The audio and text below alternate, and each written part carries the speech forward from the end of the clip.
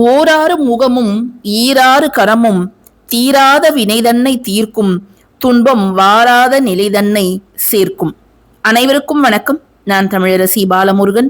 நாளைய தினம் வியாழக்கிழமை, சித்திரை மாதத்தோட தேய்பிரை ஷஷ்டி 7/5/2026. இந்த ஷஷ்டி திதியானது நாளை காலை 10:14 மணிக்கு தான் ஆரம்பிக்கிறது. 10:14 AM ஆரம்பித்து அடுத்த நாள், அதாவது வெள்ளிக்கிழமை மதியம் 12 மணி வரை இந்த ஷஷ்டி திதியானது இருக்கின்றது. ஒவ்வொரு ஷஷ்டி திதியிலும் நம்ம ஆறுமுக கடவுளை நம்முடைய கஷ்டங்கள் தேயணும் அப்படின்னு நம்ம வழிபாடு செய்யும் பொழுது பல நாட்களாக நமக்கு இருந்த கஷ்டங்கள் படிப்படியாக குறைவதை நீங்களே கண்கூடாக பார்க்கலாம். இன்னும் நிறைய பேர் நீங்கள் சொல்கிறதெல்லாம் சும்மா பொய்க்கதங்க, எவ்வளோ வருஷமாக நான் முருகரை தான் கும்பிடுறேன், ஆனால் எனக்கு ஒன்றுமே நடக்கவே இல்லை, மற்றவங்களுக்கெல்லாம் நல்ல நல்ல பலன்கள் வருது, எவ்வளோ பேர் கமெண்ட்டில் எனக்கு இது நடந்துருச்சு அது நடந்துருச்சுன்னு போடுறாங்க, ஆனால் எனக்கு ஒன்றுமே நடக்க மாட்டேங்குது அப்படின்னு யோசிக்கலாம். முருகர் தன்னுடைய பக்தர்களை சோதிப்பார், பல கட்ட சோதனைகளை கொடுப்பார். எந்த சந்தர்ப்பத்திலேயாவது நீங்கள் உங்களுடைய நம்பிக்கையிலிருந்து பின்வாங்குறீங்களா அப்படிங்கிறத பார்ப்பார்.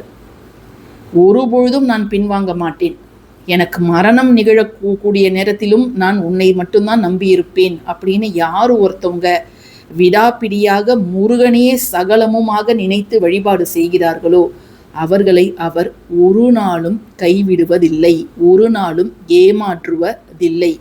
நம்முடைய கர்ம வினைகள் தீர தீர தீர அவர் பல பிரச்சனைகளை கொடுத்துக்கிட்டே தான் இருப்பார். பிரச்சனைகள் வருது அப்படின்னா கர்ம வினைகள் தீருது அப்படின்னு நினைச்சுக்கோங்க. மன வேதனையும் உடல் வேதனையும் ஒருத்தர் பட்டுக்கிட்டே இருக்கிறாரு, முருக வழிபாடு செய்தும் படுறாரு அப்படின்னா அவருக்கு மிக விரைவில் மகா பெரிய நல்ல பலன் வரப்போகிறது அப்படின்னு தான் அர்த்தம். நாளைய தினம் இந்த தமிழ் வருடத்தின் முதல் தேய்பிரை ஷஷ்டி, நாளை வியாழக்கிழமை அப்படிங்கிறதால குபேரரோட அருள் நமக்கு கிடைக்கக்கூடிய நாள், குருவோட அருள் நமக்கு கிடைக்கக்கூடிய நாள். சுப கிரகங்கள் அப்படின்னு அழைக்கக்கூடிய கிரகங்கள்ல குரு, சுக்கிரன், புதன் இவங்கெல்லாம் முன்னிலையில் இருக்கிறாங்க. குரு பார்த்தால் கோடி நன்மை அப்படின்னு சொல்லுவாங்க.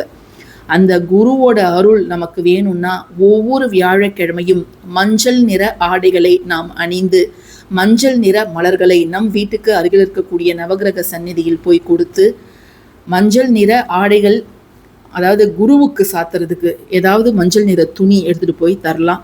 அதே போல் மஞ்சள் நிற இனிப்புகளை நம்ம வீட்டிலேயே எல்லோ கலர் பவுடர் இருக்குது இல்லையா, அதை போட்டு நம்ம ஏதாவது கேசரி செஞ்சு அங்கு வரக்கூடிய பக்தர்களுக்கு ஒரு 4-5 பேருக்கு கொடுத்தாலே குருவோட அருள் நமக்கு பரிபூர்ணமாக கிடைக்கும். ஏன்னா குரு அருள் இருந்தால் மட்டுமே ஒருத்தவர் கல்வியில் சிறந்து விளங்க முடியும். அவருக்கு தகுந்த வயதில் திருமணம் நடக்கும், சரியான வயதில் குழந்தை பேரு அப்படிங்கிறது கிடைக்கும். செய்யக்கூடிய தொழிலில் அவங்க மிக பிரபலமான நபராக இருப்பார்கள். குரு ஒருத்தருக்கு உச்சத்தில் இருந்துச்சுன்னா அவரை யாராலையும் அடிச்சுக்க முடியாது. அந்த அளவுக்கு குரு அள்ளி கொடுப்பார் அப்படின்னு சொல்லப்படுது. அதே போல் ஒருத்தருக்கு தங்க நகைகள் சேரணும் அப்படின்னாலும் குருவோட அருள் நமக்கு வேணும். இத்தனை வரங்கள் அதோடு சேர்ந்து குபேரரோட அருள் கிடைச்சா நவநிதிகளும் நமக்கு குறையாமல் சேரும். கூடவே முருகர் வழிபாடு. ஸோ இவ்வளோ நல்ல நாளை நம்ம தவற விடலாமா? நிச்சயமாக தவற விடக்கூடாது. எப்பொழுதும் போல் நீங்கள் வியாழக்கிழமை அன்னைக்கு குபேர தீபம் குபேர காலத்தில் ஏற்றுவீங்க. நீங்கள் அதை ஏற்றுறதுனா ஏற்றலாம். அது மட்டும் இல்லாமல் நம்ம முருகருக்கு வெற்றிலை தீபம் நாங்கள் ஏற்றலாமா அப்படின்னு கேட்டிங்கன்னா நீங்கள் தாராளமாக ஏற்றலாம், ஒன்றும் தவறு கிடையாது. இப்போது நம்ம நாளைக்கு காலையில் 10:15 மணிலேருந்து நாளைக்கு இரவு எப்போ வேணாலும் நீங்கள் இப்போ நம்ம சொல்லக்கூடிய ஒரு விஷயத்தை செய்யலாம். அதே போல் வெள்ளிக்கிழமை காலையில் 12 மணி வரைக்கும் செய்யலாம். நாளைய தினம் இப்போ நம்ம சொல்லக்கூடிய இந்த ஒரு வழிபாட்டை நீங்கள் எந்த நேரத்தில் வேணாலும் செய்யலாங்க. அதாவது காலையில் 10:15க்கு பிறகு நீங்கள் குளிச்சுட்டு சுத்தபத்தமாக இருக்கும் நேரத்தில் நீங்கள் செய்யலாம். இல்லை மாலை நேரத்தில் நான் ஒரு 6 மணிக்கு செய்யலாமா, இல்லை நான் வேலையை விட்டு வர்றதுக்கே நைட் 8 மணி ஆகிடும், நான் அப்போ செய்யலாமா அப்படின்னு கேட்டிங்கனாலும் நீங்கள் தாராளமாக செய்யலாம். வெள்ளிக்கிழமை பகல் 12 மணி வரைக்கும் நேரம் இருக்குது. நீங்கள் அது வரைக்குமே இதை நீங்கள் தாராளமாக செய்யலாம். இதற்கு தேவை ஜஸ்ட்டு 1 டேபிள் ஸ்பூன் மஞ்சள் தூள். நீங்கள் பூஜைக்குரிய மஞ்சள் பொடியாக கூட எடுத்துக்கலாம், அல்லது சமையலுக்குரிய மஞ்சள் பொடியாகவும் எடுத்துக்கலாம். பொதுவாகவே இந்த மஞ்சள் தூள் அப்படின்னாலே மங்களத்தின் அடையாளமாக கருதப்படுது. அது மட்டும் இல்லாமல் குருவுக்கு உகந்த நிறம் மஞ்சள். அந்த மஞ்சளை பயன்படுத்தி நம்ம எந்த ஒரு வழிபாடை செய்தாலும் அது நமக்கு வெற்றி வாகையை மட்டுமே அள்ளித்தரும். அதனால தான் குருவுக்கு உரிய உலோகம் என்ன அப்படின்னு பார்த்தீங்கன்னா தங்கம். தங்கம் என்ன நிறத்தில் இருக்குது? தக தக தகன்னு மஞ்சள் நிறத்தில் அது மின்னுது. அதனால தான் குருவுக்கு பொன்னன் அப்படிங்கிற ஒரு பெயரும் வந்தது. குருவுக்கு உரிய நிறைய வழிபாடுகள் நம்ம மஞ்சளை பயன்படுத்தி தான் நம்ம செய்வோம். ஸோ மஞ்சள் மட்டும் நீங்கள் எடுத்துக்கோங்க. ஒரு சின்ன தட்டு எடுத்துக்கோங்க. எவர் சில்வர் மட்டும் வேண்டாம். ஒரு பித்தளையோ அல்லது வெள்ளியோ செம்போ, எப்படியும் பித்தளை தட்டு எல்லார் வீட்லேயும் இருக்கும், அதை எடுத்துக்கோங்க. அப்படி இல்லைன்னா ஒரு வெற்றிலை கூட நீங்கள் எடுத்துக்கோங்க, தவறு கிடையாது. வெற்றிலை கூட எடுத்துக்கோங்க. எடுத்துக்கிட்டு உங்கள் பூஜை அறையில் இதை செய்யும் பொழுது விளக்கேற்றி வச்சுடுங்க. நீங்கள் நைட்டு ஒரு 9-10 மணிக்கு செஞ்சாலும் விளக்கேற்றி வச்சுட்டு முருகரை மனமாற நல்லா வேண்டிக்கோங்க. வேண்டிக்கிட்டதுக்கு அந்த மஞ்சளில் நீங்கள் எழுத வேண்டிய மிக சக்தி வாய்ந்த எண்கள் என்ன அப்படின்னு கேட்டிங்கன்னா 666. இந்த 666 அப்படிங்கிற எண்களை நீங்கள் ஒரு வெற்றிலை எடுத்துக்கோங்க. அதோட காம்பு பகுதியில் நீங்கள் எழுதலாம். ஏன்னா நம்ம எடுத்துக்க போகிறது ஒரு சின்ன தட்டு. உங்களுடைய விரலை வைத்து நீங்கள் எழுதும்போது அவ்வளவு கிளியராக அந்த நம்பர்ஸ் தெரியாது. எல்லாருக்கும் தெரியணும்னு அவசியம் கிடையாது. நம்மளாலே அதை கிளியராக எழுத முடியாது.